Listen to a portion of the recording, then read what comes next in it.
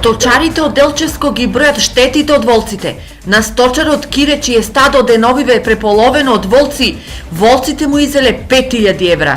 Тука за рок од 15 минути дојдоа волци нападнаа, ни издавија голем број, значи стари овци 15 броја и 5 надавени, а јагниња 8 мали јагниња и 25 големи со по 30 кг.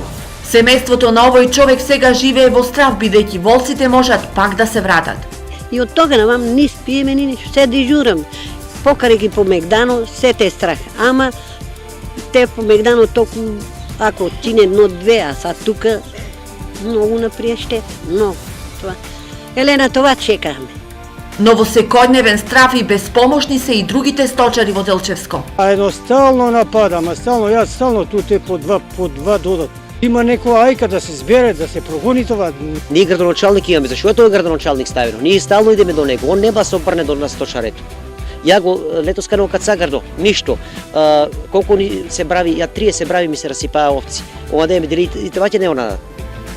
Ветеринарниот инспектор ги потврди штетите на семејството Мицевски, но според него овие луѓе не ги следува оштета, бидејќи стоката не е осигурана. Но со овој факт не се согласува адвокатот Тарасовски.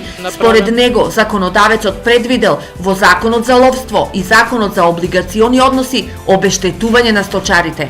За штета што ќе направи дивечот без заштита одговара концесионерот. Ако нема концесионер и ако штета е направена на подрачно каде што нема ловиште,